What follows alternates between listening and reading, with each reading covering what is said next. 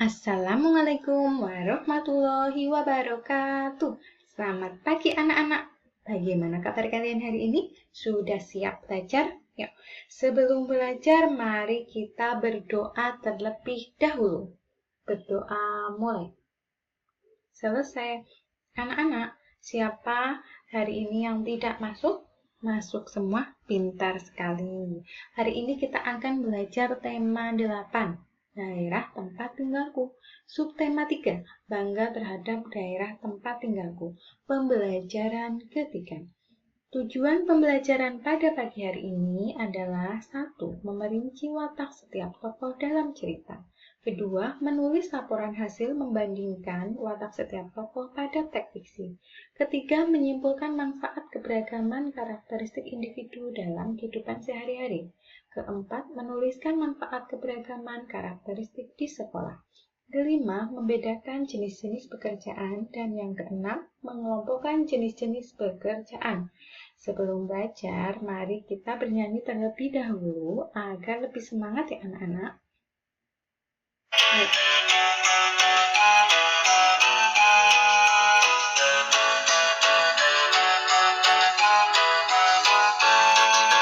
Lihatlah sebuah titik jauh di tengah laut.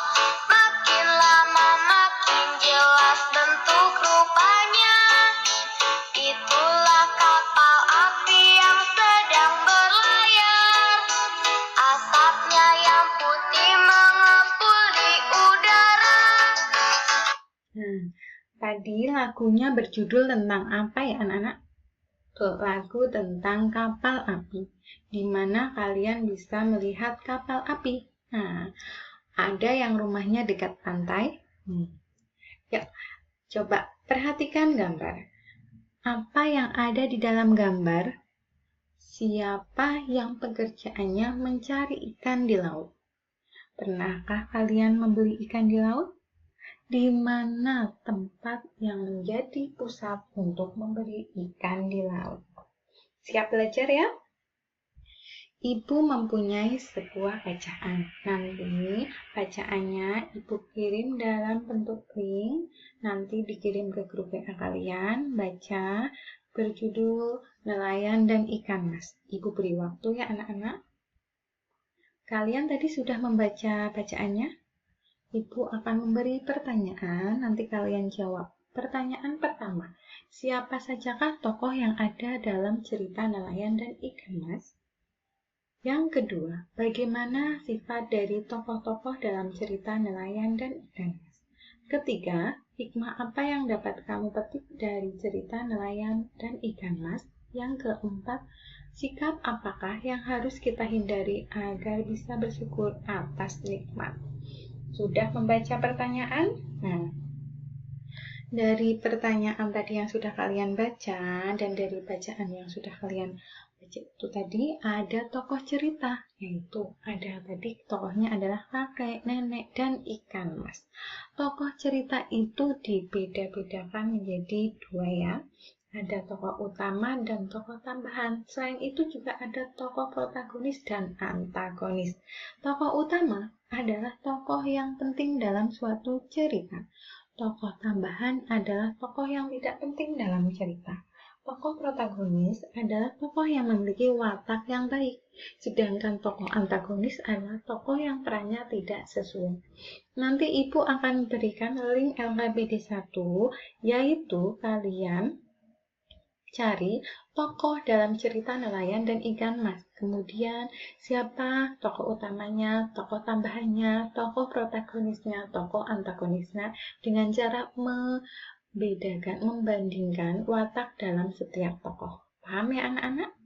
Nah, dari tokoh saja sudah berbeda ya anak-anak. Nah, sekarang kita akan di tempatmu, di sekelilingmu itu ada perbedaan karakteristik yang namanya keberagaman, yaitu ada perbedaan usia, ada perbedaan fisik, ada perbedaan kegemaran, ada perbedaan agama, dan ada perbedaan suku.